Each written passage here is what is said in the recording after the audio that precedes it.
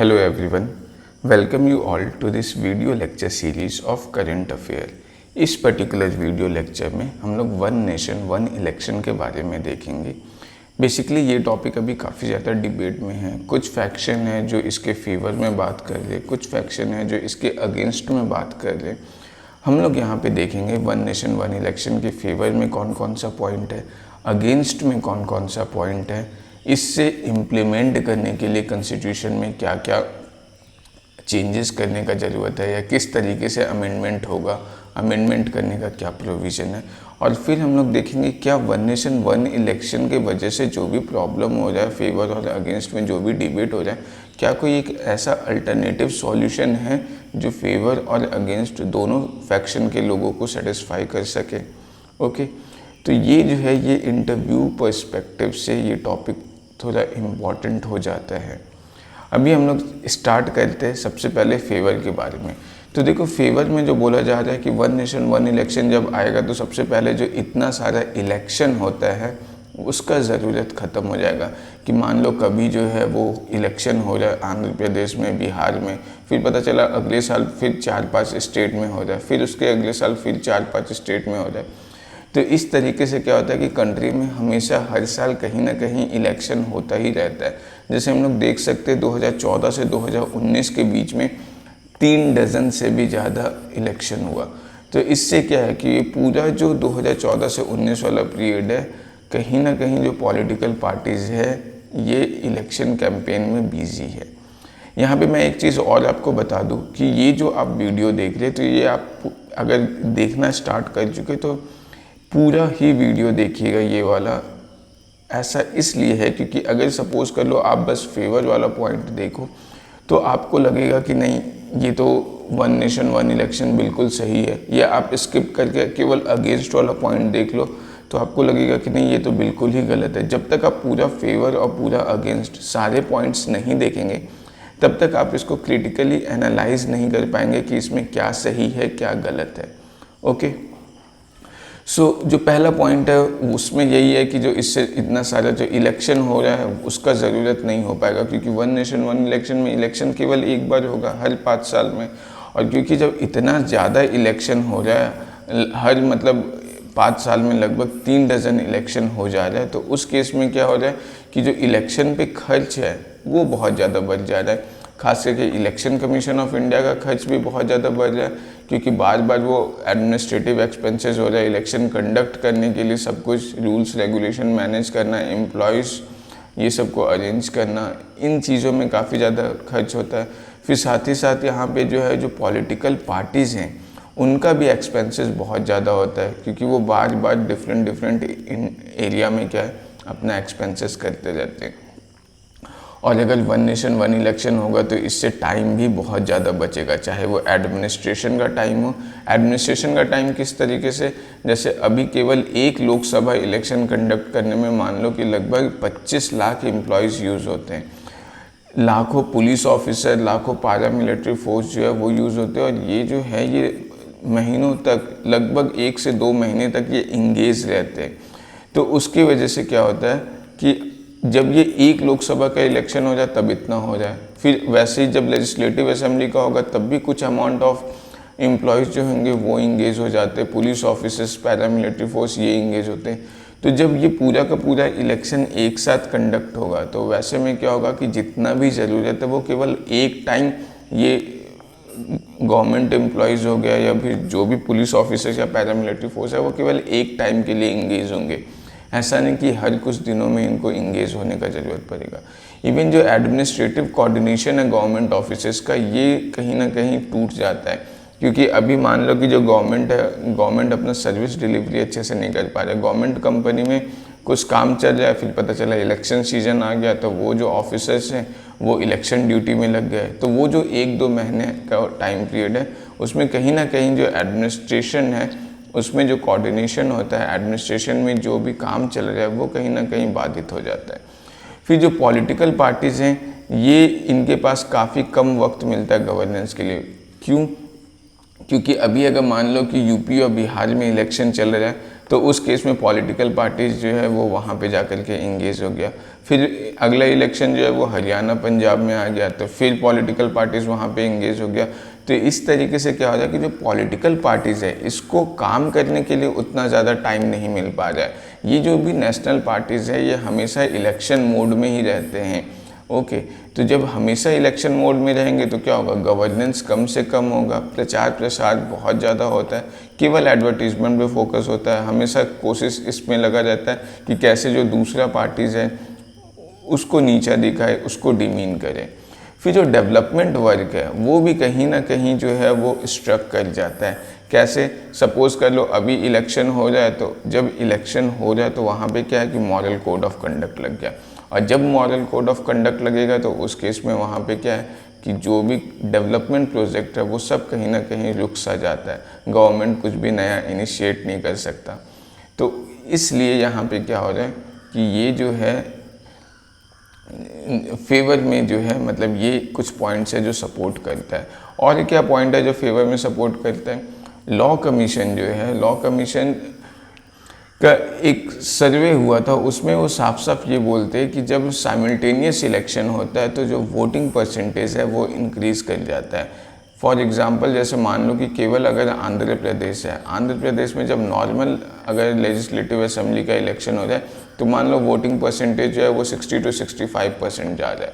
लेकिन अगर सपोज कर लो लोकसभा का इलेक्शन हो जाए और उसी के साथ कॉन्साइड कर जा रहा है आंध्र प्रदेश का इलेक्शन, तो उस केस में जो है वोटिंग परसेंटेज ये बढ़ के 75 के आसपास, 70 to 75 इस तरीके से हो जा रहा है। ये सिर्फ मैं एक एग्जांपल दे रहा हूँ। ओके, तो ये जो है ये लॉ कमीशन का कहना है कि जब हम लोग साइमल्टेनियस इलेक्शन करते हैं तो वोटिंग परसेंटेज बढ़ जाता है, और अगर वोटिंग परसेंटेज बढ़ेगा तो ये डेमोक्रेसी के लिए काफ़ी अच्छा है, क्योंकि ये कहीं ना कहीं जो है ये तो सपोर्टिव फैक्टर है, डेमोक्रेसी के लिए अच्छा है कि ज़्यादा से ज़्यादा लोगों का पार्टिसिपेशन हो। इवन लॉ कमीशन जो है वो अपने एक रिपोर्ट में ये भी बताया, 2018 के एक रिपोर्ट में जो है वो clearly one nation one election का जो इनिशिएटिव है उसको सपोर्ट करता हुआ दिखता है। इवन जो इलेक्शन कमीशन है वो भी पहले ये कह चुका है कि वो जो है वो लोकसभा का इलेक्शन और असेंबली का इलेक्शन साथ में कंडक्ट करने के लिए कैपेबल है, वो करा सकता है। और इसी में कुछ लोगों का ये भी मानना है कि अगर 1967 तक जब लोकसभा और असेंबली इलेक्शन ऑलरेडी साथ में होता था, तो ऐसा नहीं है कि इंडिया जो है वो इस वन नेशन वन इलेक्शन से यूज टू नहीं है। पास्ट में ऐसा इंडिया कर चुका है। ये तो जब प्रेसिडेंट्स रूल का मिसयूज़ होना स्टार्ट हो गया था आर्टिकल 356 के कारण, आर्टिकल 356 के अंदर ही प्रेसिडेंट्स रूल इम्पोज होता है, ये आपको पता होना चाहिए। तो ये प्रेसिडेंट्स रूल का जब मिसयूज़ होना स्टार्ट हो गया तो उसकी वजह से क्या होने लगा कि कहीं ना कहीं जो लोकसभा और असेंबली इलेक्शन है ये जो एक सिंक्रोनस वे में चल रहा था, वो सिंक्रोनिसिटी जो है वो ब्रेक कर जाता है, वो साथ साथ जो में इलेक्शन हो जाता है वो ब्रेक कर चुका है। तो ये लोगों का कहना है कि अगर ऐसा पास्ट में हो चुका है तो अभी क्यों नहीं हो सकता। फिर एक फैक्शन का ये भी कहना है कि अभी जैसे 2019 का जो लोकसभा इलेक्शन हुआ था तो उसमें क्या हुआ था, कुछ स्टेट्स का असेंबली इलेक्शन भी साथ में हुआ था, जैसे आंध्र प्रदेश, उड़ीसा, अरुणाचल प्रदेश और सिक्किम। ये चारों स्टेट का असेंबली इलेक्शन जो है वो 2019 के लोकसभा इलेक्शन के साथ में हुआ था। तो अगर ये 4 स्टेट का असेंबली इलेक्शन लोकसभा इलेक्शन के साथ में हो सकता है और सक्सेसफुली हो सकता है, तो सारे के सारे स्टेट का क्यों नहीं हो सकता, उसमें क्या दिक्कत है। तो ये भी एक फेवर में पॉइंट है। फिर एक और फेवर में पॉइंट ये है कि ये कहना है कि ये जो है वन नेशन वन इलेक्शन का जो पॉलिसी है ये ऑलरेडी बहुत सारे कंट्रीज़ के द्वारा प्रैक्टिस किया जाता है। ओके, और अगर कुछ कंट्री ऐसे हैं जो इसको सक्सेसफुली प्रैक्टिस कर पा रहे तो इंडिया भी ऐसा कर सकता है, इसमें कुछ गलत नहीं है। इवन कुछ कंट्रीज़ तो ऐसे हैं जहाँ पे स्टेट्स हो गया, लोकल बॉडीज़ हो गया, और इवन जो कंट्री का जो सेंट्रल इलेक्शन है वो सब का सब एक साथ ही होता है। ओके, उसके बाद फिर एक पॉइंट ये भी कहना है लोगों का कि अगर सपोज कर लो वन नेशन वन इलेक्शन होगा तो जो डेमोक्रेसी है वो कहीं ना कहीं स्टेबिलिटी के फॉर्म में रहेगा, क्यों? क्योंकि जो सरकारों को गिराने का जो साजिश होते रहता है हमेशा पॉलिटिकल पार्टीज़ के द्वारा, उस पर कहीं ना कहीं लगाम लगेगा। ओके, और क्या पॉइंट है इसमें? कुछ फैक्शन का ये भी कहना है कि बार बार इलेक्शन होने की वजह से क्या होता है कि जो एसेंशियल सर्विसेज हैं वो कहीं ना कहीं बाधित होता है। जैसे सपोज कर लो जब इलेक्शन चल रहा है तो उस पीरियड में क्या हो रहा है, जो स्कूल बसेस है, जो कमर्शियल बसेस हैं, वो सब इलेक्शन ड्यूटी में इंगेज हो जाते हैं। इलेक्शन जो है काफ़ी टाइम स्कूल्स में होता है, इलेक्शन बूथ जो होता है वो स्कूल्स में होता है, तो उसकी वजह से स्कूलों में छुट्टी हो जा रहा है या स्कूलों में एक्स्ट्रा वैकेशन हो जा रहा है। फिर जो भी गवर्नमेंट स्टाफ्स हैं वो क्या हो रहा है, वो इलेक्शन ड्यूटीज़ में उनका ड्यूटी पड़ जाता है, जिसकी वजह से क्या है कि जो सर्विसेज है वो कहीं ना कहीं हैम्पर हो जाता है। गवर्नमेंट स्टाफ जो है या जो भी गवर्नमेंट डिपार्टमेंट है वो डिपार्टमेंट अपना सर्विस डिलीवरी जो है वो प्रॉपर नहीं कर पाता है, टाइम बाउंड मैनर में नहीं कर पाता है। तो ये जो है ये कुछ पॉइंट्स अभी हम लोग देखे कि ये फेवर्स के पॉइंट है। अब हम लोग देखेंगे कि इसके अगेंस्ट में क्या पॉइंट है। अगेंस्ट में जो पहला पॉइंट है, जैसा कि अभी हम लोग देखे थे, फेवर में ये कहना है कि अगर वन नेशन वन इलेक्शन आता है तो डेमोक्रेसी जो है इसमें स्टेबिलिटी आ जाएगा। ओके, डेमोक्रेसी में स्टेबिलिटी आ जाएगा, लेकिन कहीं ना कहीं इससे प्रेसिडेंट रूल का जो नीड है वो भी बढ़ जाएगा। कैसे बढ़ जाएगा ये भी हम लोग देखते हैं। जैसे सपोज कर लो अभी क्या है कि जब वन नेशन वन इलेक्शन होगा तो हर 5 साल में इलेक्शन होगा। अब अगर मान लो कोई स्टेट गवर्नमेंट है और स्टेट गवर्नमेंट है वहाँ पे मेजॉरिटी किसी भी पार्टी को वोट नहीं मिला है, तो जब मेजॉरिटी वोट नहीं मिला तो वो कोलिशन से बना है। अब जब कोलिशन से बना है तो उस केस में क्या है कि मान लो 2 या 3 साल के बाद ही वो कोलिशन ब्रेक कर जाता है। अब जैसे ही वो कोलिशन ब्रेक करेगा तो अब वहाँ पे क्या होगा, कोई भी पार्टी मेजॉरिटी में नहीं है तो वहाँ पे अब प्रेसिडेंट रूल लग जाएगा। तो प्रेसिडेंट रूल जो है वो उसका नीड बढ़ जाएगा, क्योंकि अभी क्या होता है कि एक कोलिशन टूटा तो फिर दूसरा कोलिशन बन जाता है। तो ये एक प्रॉब्लम है। दूसरा प्रॉब्लम है कि मान लो कि इलेक्शन हुआ और किसी भी पार्टी को मेजॉरिटी नहीं मिला और कोई पार्टी जो है वो कोलिशन से बनने के लिए ऐसा तैयार भी नहीं हो रहा है, तो उस केस में क्या वहाँ पे 5 साल प्रेसिडेंट रूल लगा हुआ रहेगा? तो ये भी एक क्वेश्चन हो जाता है। और अगर सपोज कर लो कि ऐसा होता है, one nation one election implement हो जाता है, तो जो मिड टर्म इलेक्शंस होते हैं वो कहीं ना कहीं ऑलमोस्ट ख़त्म हो जाएगा, इसका पॉसिबिलिटी ही ख़त्म हो जाएगा। क्योंकि अभी अगर कोई गवर्नमेंट बना और वो गवर्नमेंट जो है वो डिसॉल्व हो जाता है किसी भी रीज़न से, मेजॉरिटी अपना लूज़ कर देता है 2-3 साल में, तो क्या वो स्टेट गवर्नमेंट में जो है वो फिर से इलेक्शन होगा? वो तो फिर नहीं हो पाएगा, क्योंकि अब तो फिर वही कंडीशन आ जाएगा कि अब हर 5 साल में इलेक्शन होना है सेंटर के साथ, तो तभी होगा।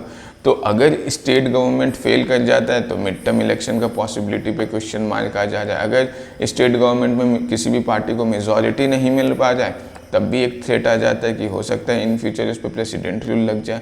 और इससे भी बड़ा क्वेश्चन ये आ जाता है कि मान लो कि जो सेंट्रल गवर्नमेंट है वही अगर गिर जाता है, तो अभी जैसे मान लो 2024 है, इस टाइम क्या हुआ कि सेंट्रल गवर्नमेंट का इलेक्शन हुआ।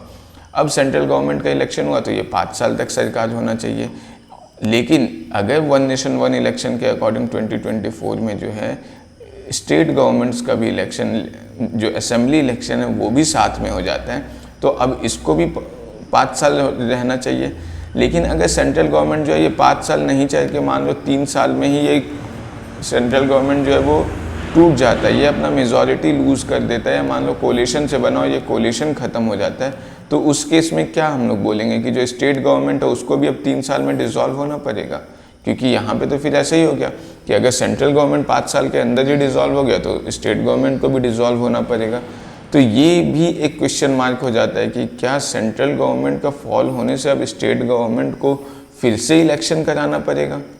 क्योंकि यहाँ पे कहीं ना कहीं तो फेडरलिज्म अफेक्ट हो जा रहा है। फिर एक अगेंस्ट में पॉइंट ये भी आता है कि जब बार बार इलेक्शन होता है तो उससे क्या होता है कि कहीं ना कहीं जो पॉलिटिकल पार्टीज़ है उन पे एक अकाउंटेबिलिटी आता है, वो जो है वो कहीं ना कहीं जो भी उनके वोटर्स है उनके लिए अकाउंटेबल रहते हैं। जैसे अगर अभी इलेक्शन 2024 में होता है और उसके बाद अगर अगला इलेक्शन 2029 में होगा तो उस केस में क्या होगा, जो पॉलिटिकल पार्टीज़ है वो केवल 2028 या 2029 में ही नज़र आएंगे।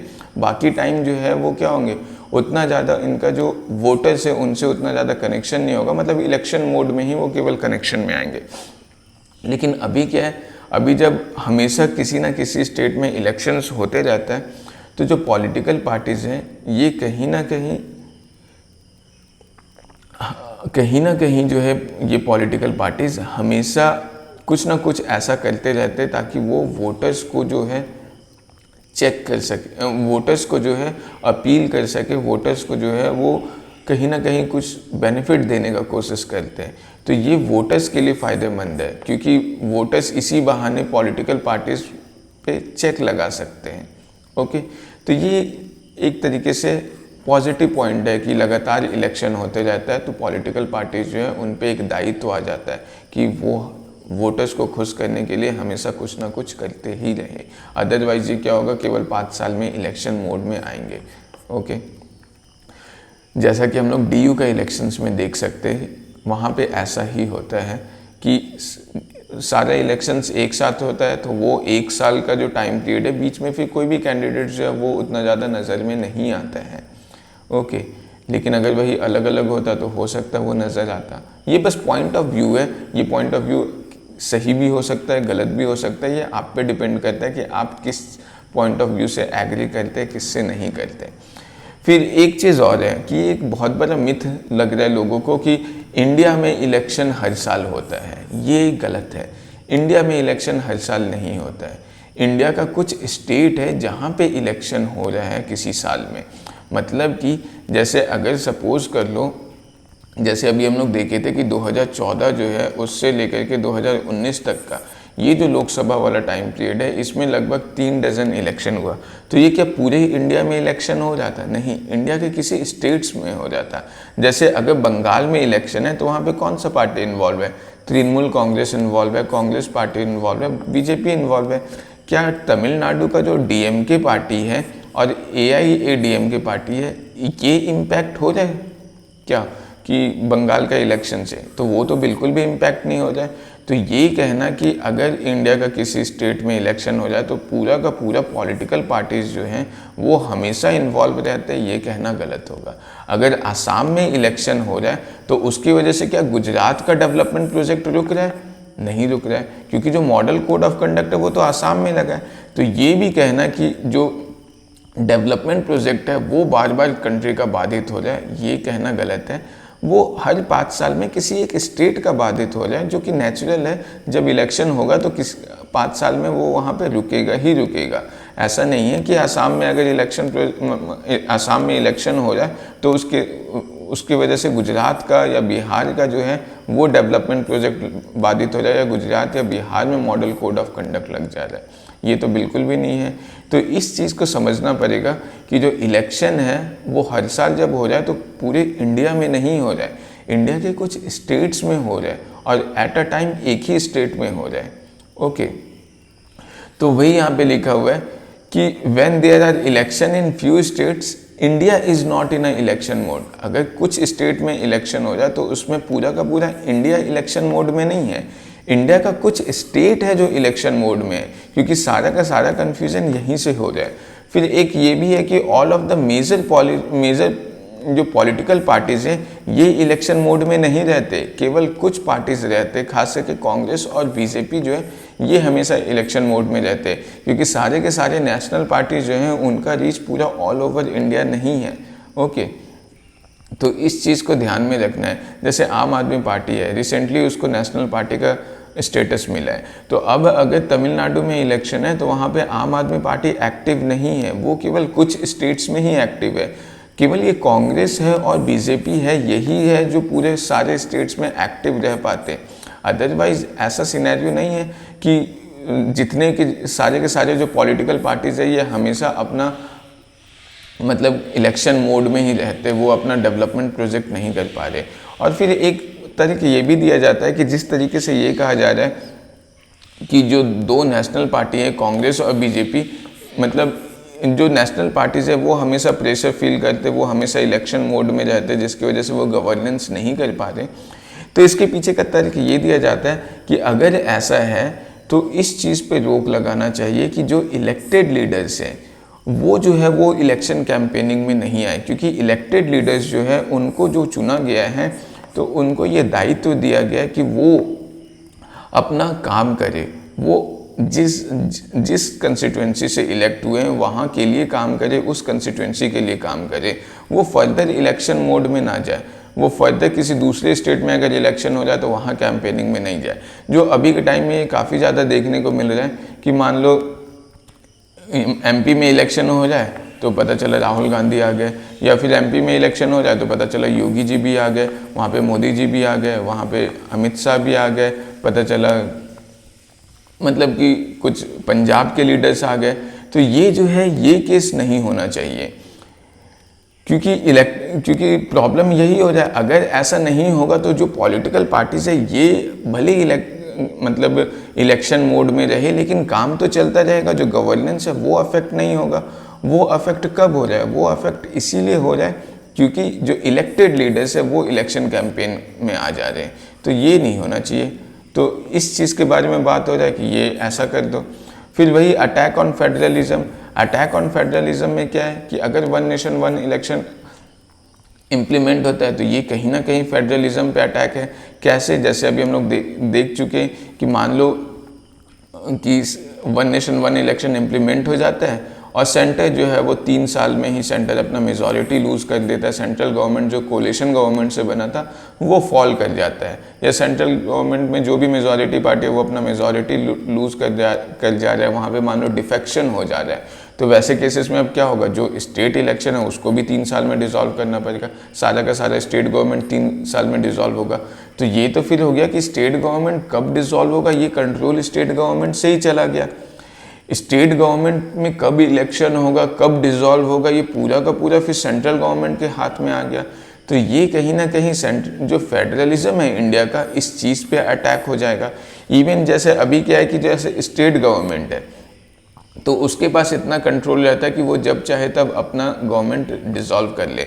जैसे अभी रिसेंटली क्या हुआ था कि तेलंगाना के जो चीफ मिनिस्टर थे के चंद्रशेखर राव, ये 2018 में अपना जो इलेक्शन अपना जो टेन्योर है स्टेट गवर्नमेंट का, वो पहले ही स्टेट गवर्नमेंट को डिसॉल्व करके पहले ही इलेक्शन करवा लेते हैं। ऐसा सेम केस हम लोग अटल बिहारी वाजपेयी के टाइम में भी देखें कि वो जो है वो पूरा 5 साल का टेन्योर पूरा नहीं करते, 4 साल में ही जो है वो इलेक्शन करवा देते हैं। तो अगर ऐसा इन फ्यूचर होता है तो उस केस में क्या हम लोग बोलेंगे कि जितना भी स्टेट गवर्नमेंट है वो पहले ही अपना इलेक्शन करवा ले। तो ये कहीं ना कहीं स्टेट जो इंडिया का फेडरलिज्म है उस पर अटैक माना जाएगा।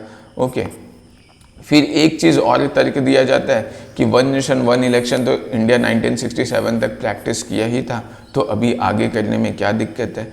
तो इसके अगेंस्ट में क्या पॉइंट बोलते हैं लोग कि ये देखो, वन नेशन वन इलेक्शन जो था ये 1967 तक जब प्रैक्टिस किया जा रहा था तो ये किसी पॉलिसी के तहत नहीं किया जा रहा था कि वन नेशन वन इलेक्शन होगा।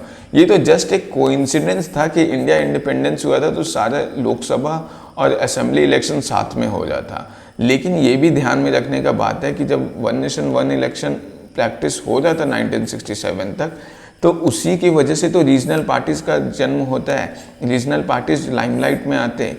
क्यों? क्योंकि कहीं ना कहीं जो नेशनल पार्टीज़ थे वो रीजनल पार्टीज़ के एस्पिरेशन को समझने में फेल कर जाते हैं, उनके एस्पिरेशंस को फुलफ़िल करने में फेल कर जाते हैं, और इसीलिए क्या होता है कि रीजनल पार्टीज़ का जन्म होना स्टार्ट हो जाता है। बहुत सारे रीजनल पार्टीज़ उभर कर आते हैं और इनका ये कहना है कि अगर वन नेशन वन इलेक्शन होगा तो ये जो रीजनल पार्टीज़ हैं इनके एग्जिस्टेंस को थ्रेट पहुँच सकता है। किस तरीके से थ्रेट पहुँच सकता है? तो जैसे नेशनल पार्टीज़ जो है वो कहीं ना कहीं रीजनल पार्टीज़ को डोमिनेट करेंगे।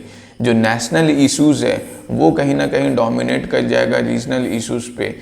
जो इलेक्शन लड़ा जाएगा वहाँ पे नेशनल इश्यूज़ जो है वो ज़्यादा इम्पोर्टेंस रखेगा, रीजनल इश्यूज़ जो है वो इतना इम्पोर्टेंस नहीं रख पाएंगे। ओके, ये इसका एविडेंस भी है कि जो स्टडीज़ है उससे ये पता चलता है कि अगर सपोज़ कर लो लोकसभा है और असेंबली इलेक्शन है, मान लो आंध्र प्रदेश है, ये आंध्र प्रदेश में लोकसभा और असेंबली इलेक्शन दोनों का दोनों साथ में हो रहा है, तो उस केस में क्या होगा, उस केस में ये देखा गया कि जो वोटर है, वोटर अगर लोकसभा में बीजेपी को, लोकसभा के लिए बीजेपी को वोट दे रहा है, तो आंध्र प्रदेश का जो असेंबली इलेक्शन है उसमें भी वो बीजेपी को ही वोट दे रहा है। ओके, तो ये चीज़ देखने को मिला है कि जो वोटर है वो क्या हो रहा है कि दोनों जगह पे सेम ही चीज़ को वोट कर रहा है। ये देखने को मिला है कि अगर असेंबली इलेक्शन और लोकसभा इलेक्शन एक साथ हो जाता है तो कहीं ना कहीं जो वोटर है वो एक ही पार्टी को दोनों जगह पे असेंबली में भी और लोकसभा में भी वोट कर रहा है।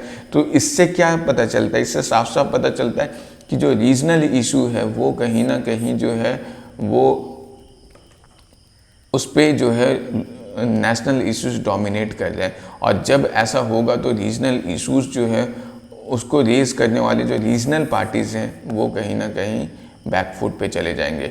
तो इस तरीके से जो रीजनल पार्टीज़ हैं उनके एग्जिस्टेंस को थ्रेट हो सकता है। इवन सेंट्रल पार्टी जो है उसके पास बहुत सारा रिसोर्सेज है, तो सेंट्रल पार्टी अपना रिसोर्सेज को यूज़ कर सकता है और रीजनल पार्टीज़ के पास उतना ज़्यादा रिसोर्सेज नहीं है, तो वो उसके लिए एक और सेटबैक हो सकता है जिससे सेंट्रल पार्टी जो है वो रीजनल पार्टीज़ पे डोमिनेट कर सकते हैं। फिर एक तर्क ये भी दिया जाता है कि अगर सपोज कर लो वन नेशन वन इलेक्शन होगा तो कॉस्ट सेविंग होगा, पैसा बहुत ज़्यादा बचेगा, चाहे वो इलेक्शन कमीशन ऑफ इंडिया का हो या पॉलिटिकल पार्टीज़ का हो।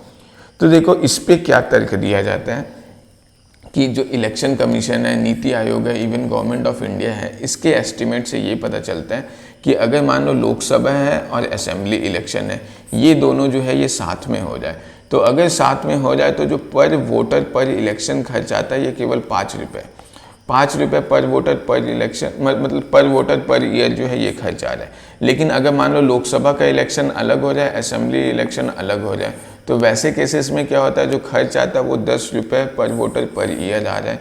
तो अब जो है ये तो खर्च आ रहा है, तो यहाँ से तो साफ साफ पता चल रहा है कि अगर लोकसभा और असेंबली इलेक्शन साथ साथ होगा तो जो है खर्च कम आएगा, और अलग अलग होगा तो खर्च जो है वो 10 रुपये पर वोटर पर ईयर आएगा।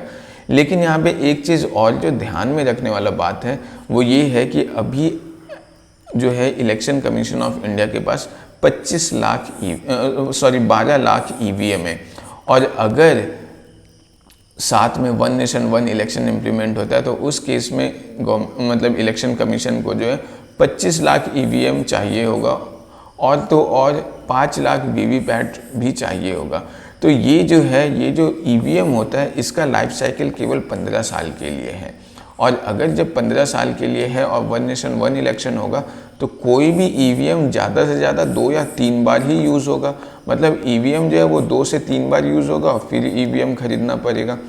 तो EVM का जब हम लोग कॉस्ट ऐड करते हैं कि इतना जो है हम लोग को हर 2 से 3 इलेक्शन के बाद जो है ये 25 लाख EVM का जो रिक्वायरमेंट होगा वो ऐड अगर हम लोग करें तो ये इम्पैक्ट कुछ कम हो सकता है। ऑल्दो ये इसको बीट तो नहीं करेगा, तब भी ऐसा ही होगा कि साइमल्टेनियस इलेक्शन करने पे पैसा कम खर्च होगा और अलग अलग करने पे ज़्यादा ही होगा।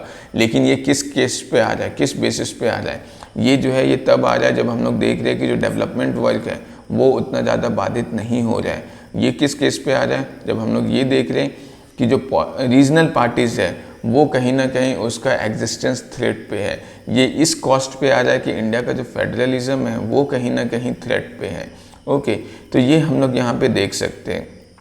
इवन यहाँ पे हम लोग ये भी देख सकते हैं कि जो पॉलिटिकल पार्टीज़ हैं इनका जो रिप्रेजेंटेशन है, ये जो अकाउंटेबल होने का इन पे जो बाध्यता आ जाता है, कंपल्शन आ जाता है अपने वोटर्स के प्रति, ये जो है ये कहीं ना कहीं ख़त्म हो जाएगा। इवन जो स्टेबिलिटी अगर हम लोग देखें यहाँ पे डेमोक्रेसी में, तो इसमें भी हम लोग ये चीज़ देखे कि जो मिड टर्म इलेक्शन वाला पॉसिबिलिटी है वो ख़त्म हो सकता है। इवन अगर सेंट्रल गवर्नमेंट जो है ये अगर फॉल करेगा तो स्टेट गवर्नमेंट को भी फॉल करना पड़ सकता है। तो ये इन कंडीशन पे अगर आएगा तो कहीं ना कहीं ये जो तर्क दिया जा रहा है कि जो कॉस्ट सेविंग हो जाए वो कुछ हद तक जो है, अगर वन नेशन वन इलेक्शन की वजह से जो कॉस्ट सेविंग हो पा रहा है तो वो उतना भी ज़्यादा जायज़ नहीं है। इवन स्टडी तो ये भी शो करते हैं कि जो वन नेशन वन इलेक्शन है इसके वजह से क्या हो रहा है कि जो गवर्नमेंट ऑफ इंडिया है उसको कहीं ना कहीं टैक्स रिवेन्यू में बूस्ट मिल रहा है, जो लोगों का प्राइवेट कंजम्पशन है वो कहीं ना कहीं बूस्ट कर रहा है, क्योंकि इकोनॉमी में एक टर्म आता है मनी मल्टीप्लायर। ओके, और ये मनी मल्टीप्लायर क्या होता है कि जितना ज़्यादा मनी मार्केट में सर्कुलेट करेगा, मनी उतना ज़्यादा मल्टीप्लाई करता है। आई होप आपको ये फैक्ट पता होगा कि जितना ज़्यादा मनी मार्केट में मल्टीप्लाई करेगा, मनी जो है वो क्या होगा, उतना ही ज़्यादा मल्टीप्लाई करेगा, उतना ही ज़्यादा वो जंप करेगा। तो जब इलेक्शन कैंपेन में पॉलिटिकल पार्टीज जो है वो अपना पैसा मार्केट में लगाते हैं, तो क्या होता है, पैसा मार्केट में आने की वजह से वो पैसा मल्टीप्लाई भी करता है, कंजम्पशन बढ़ता है, पैसा मल्टीप्लाई करता है, इन्वेस्टमेंट बढ़ता है। तो इससे क्या होता है कि कहीं ना कहीं जो इकोनॉमिक एक्टिविटी है ये भी बूस्ट हो जाए, गवर्नमेंट का जो टैक्स कलेक्शन है वो भी इस पीरियड में बढ़ जाता है। तो ये चीज़ ध्यान में रखने वाला बात है कि ऐसा नहीं है कि जो कॉस्ट हम लोग बचा रहे हैं, मतलब कॉस्ट सेविंग जो हो रहा है वन नेशन वन इलेक्शन की वजह से, वो पूरा का पूरा नुकसानदेह, मतलब केवल और केवल फ़ायदेमंद ही साबित होगा, ऐसा भी नहीं है।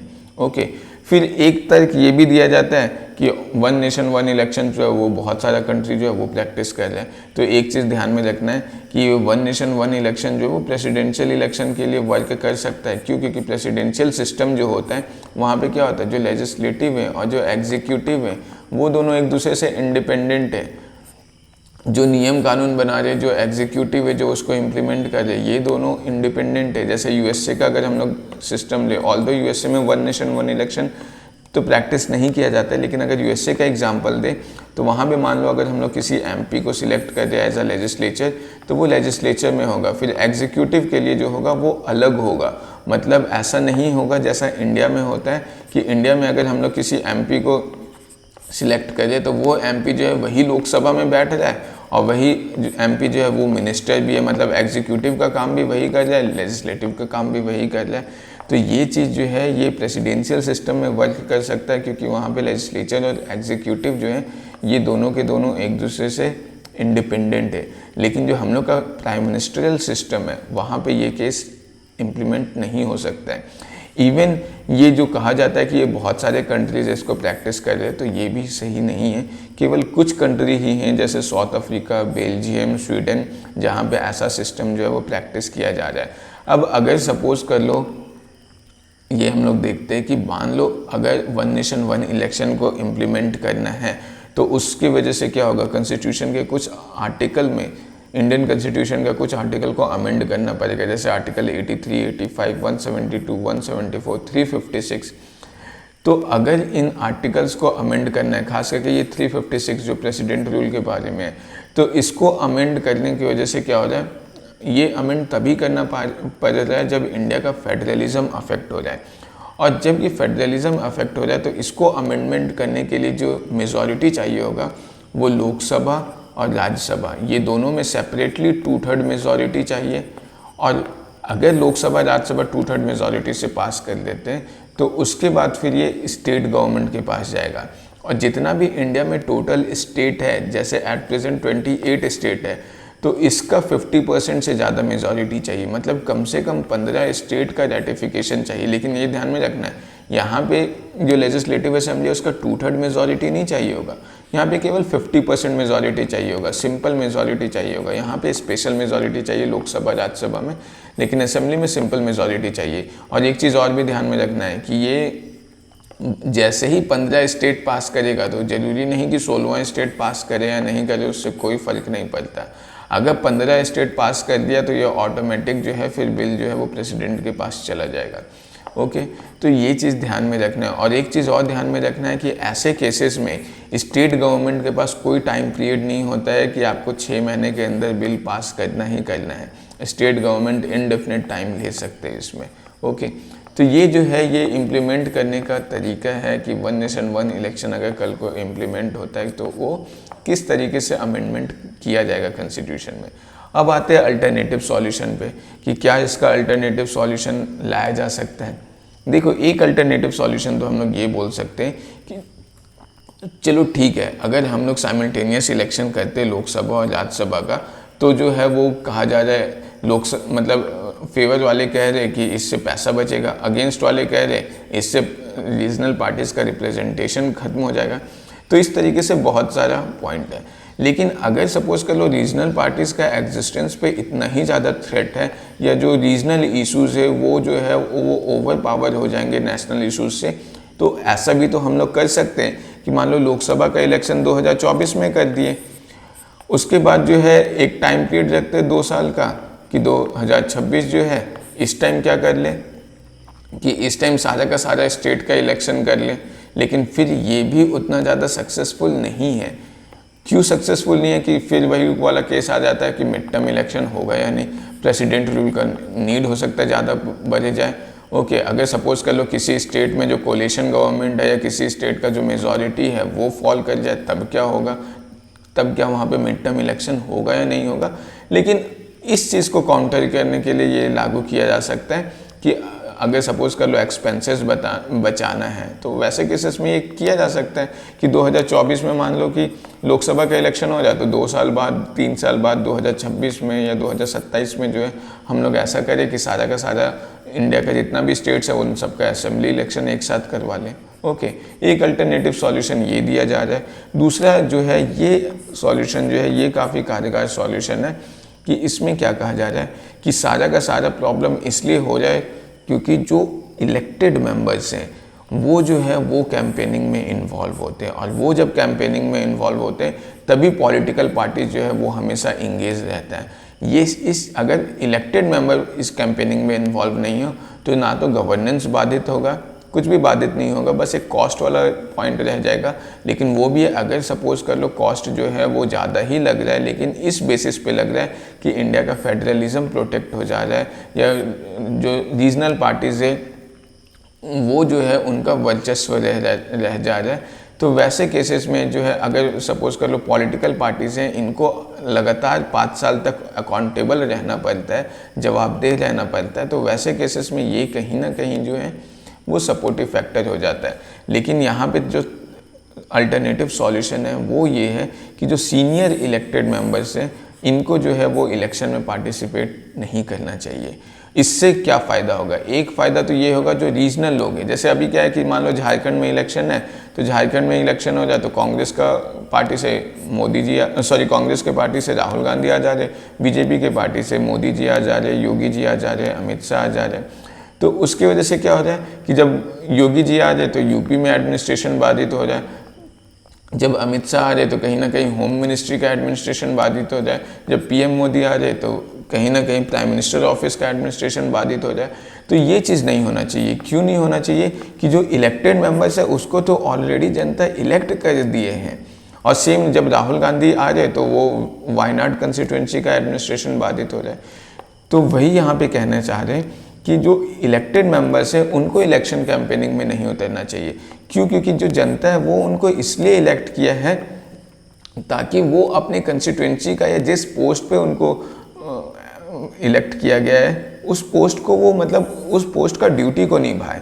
ओके, वो उनका प्राइमरी ड्यूटी है। उनका ड्यूटी ये नहीं होना चाहिए कि अपना पॉलिटिकल पार्टी का कैंपेन हर जगह करते रहे।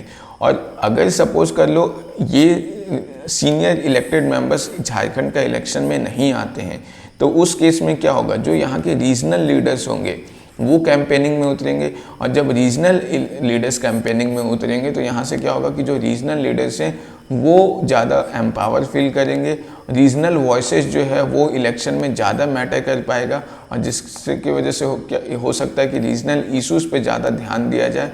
तो ये चीज़ जो है ये एक बहुत ही अच्छा अल्टरनेटिव सॉल्यूशन है कि